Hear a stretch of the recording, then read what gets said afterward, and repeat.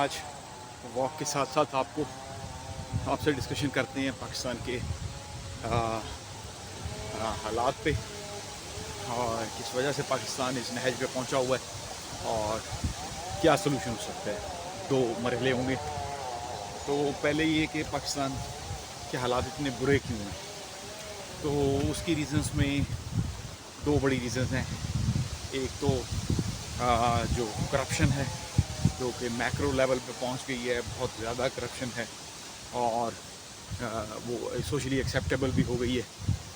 ایک وہ ریزن ہے. اور دوسری ریزن ہے پاکستان کا جو نیچرل ریسورسز کو جو اللہ نے اسے دیے ہیں ان کو یوٹیلائز نہ کرنا. سب سے بڑا قدرتی ریسورس جو ہے جو اللہ کی طرف سے گفٹ ہے وہ اس کی پاپولیشن ہے. 25 کروڑ کی پاپولیشن اگر چاہے تو دنیا کو لیڈ کر سکتی ہے, لیکن وہ سم ہاؤ تیار ہی نہیں ہے اس کام کے لیے. تو وہ یوٹیلائز کیا جائے تو ہیومن کیپٹل پاکستان کی سب سے بڑی دولت ہے. اچھا, اس کے بعد دوسرے نمبر پہ جو ہے وہ پانی ہے, جس سے بجلی بن سکتی ہے, بہت زیادہ فصلیں ہو سکتی ہیں اور بہت کچھ ہو سکتا ہے. 1.5 لاکھ یونٹ تک بجلی بن سکتی ہے انتہائی سستی.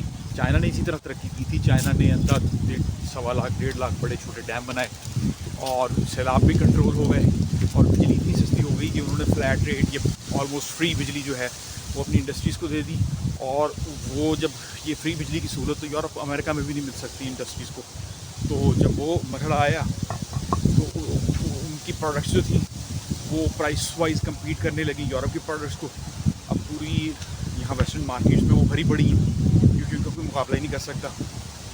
اچھا, انڈیا بھی اسی ٹریک پہ ہے. 2028 تک چائنا نمبر 1 بن جائے گا, سب سے بڑی دنیا کی اکانومی, اور 2060 میں کہتے ہیں انڈیا ٹیک اوور کر لے گا. انڈیا ماضی میں بھی مغلوں کے دور میں دنیا کی سب سے بڑی اکانومی رہی ہے اور آگے بھی وہ دنیا کی سب سے بڑی اکانومی بن جائیں گے کیونکہ وہ صحیح ٹریک پہ ہیں. ڈیم بہت زیادہ بنا رہے ہیں اور اب یہ دیکھ رہے ہیں ایسٹرن 3 دریا جو ہیں جو ان کے کنٹرول میں تھے ان میں سیلاب نہیں آتا.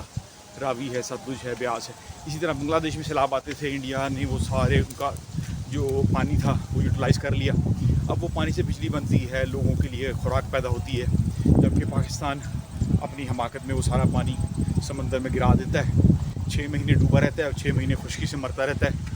ٹھیک ہے, نیچرل ڈیزاسٹرز کے آگے انسان ایک لمٹ تک کر سکتا ہے, لیکن یہ تو کچھ بھی نہیں کر پا رہے نا کہ پانی کی بوند بوند کو ترس کے مرتے ہیں اور پھر پانی آتا ہے تو ڈوب کے مرتے ہیں. تو اچھا, سلوشن کیا ہے؟ سلوشن ایک تو یہی ہے کہ فوری طور پر ڈیم بنائے جائیں, اپنے ہیومن کیپٹل کو یوٹیلائز کیا جائے. لوگ باہر جانا چاہ رہے ہوتے ہیں, چھوٹے لیول پہ, میڈیم لیول پہ, ہائیلی ایجوکیٹڈ اسکلفل لوگ, ان کے لیے آسانیاں کریٹ کی جائیں.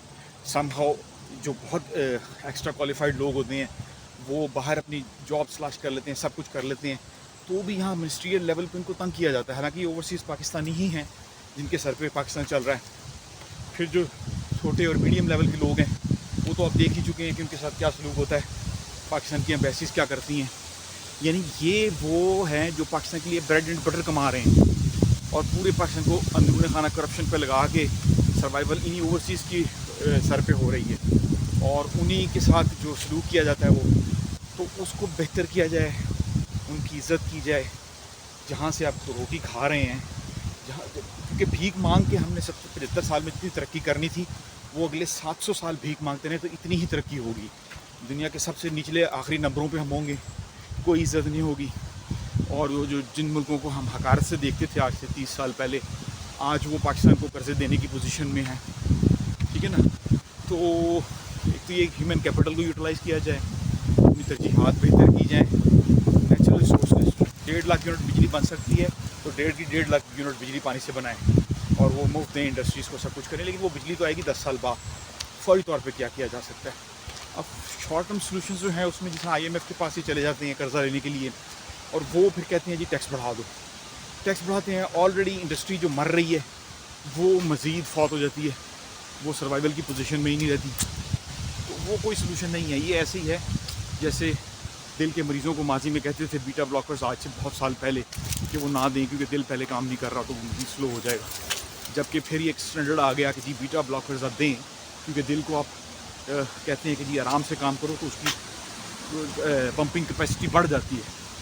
تو وہی ہے کہ پاکستان میں اگر ٹیکس کلیکشن صحیح نہیں ہے، پوری نہیں ہو رہی، تو ٹیکس کو مزید اس کی ریشو کو کم کیا جائے، اس سے انڈسٹری چل پڑے گی، ٹیکس کلیکشن بڑھ جائے گی، اوور آل پرسنٹیج میں کم ہوگی لیکن ٹوٹل ریونیو بڑھ جائے گا. تو وہ کیا جائے. اور جتنی نیچرل ریسورسز ہیں، سب سے بڑا ہیومن کیپٹل ہے، اسے یوٹیلائز کر لیں. بجلی پروڈیوس کریں پانی سے، پانی کو استعمال کریں کہ قطرہ دھوپ ہے اس سے بجلی پروڈیوس کریں. اور قدرتی جو معدنیات اللہ نے دی ہیں پاکستان کو، ان کو یوٹیلائز کیا جائے. اور اس کے بعد پھر ہے کہ جو پاکستان کا خوبصورت لینڈسکیپ ہے، ٹورزم کو پروموٹ کریں، سٹیز کو کوسٹ لائن پر ڈیولپ کریں. تو یہ اتنا مشکل اتنی سائنس نہیں ہے، لیکن چونکہ اگر ہم اسی طرح بھیک مانگ کے ترقی کرنا چاہیں تو پھر کئی چاہے ہزاروں سال لگے رہیں وہ ترقی نہیں ہو سکتی، وہ کام اسی طرح ہی چلتا رہے گا. اور کہانیاں شانیاں لوگوں کو سنا کے اور رات کو خوش ہو کے سو جائیں کہ جی ہم نے پبلک کو بیوقوف بنا لیا ہے، واہ وی آر گریٹ پیپل. تو پبلک کو بیوقوف آپ بنا کے اتنے ہی گریٹ ہو سکتے ہیں جتنے آپ 75 سال میں ہو چکے ہیں. اللہ تعالیٰ پاکستان کا حامی و ناصر ہو. Take care.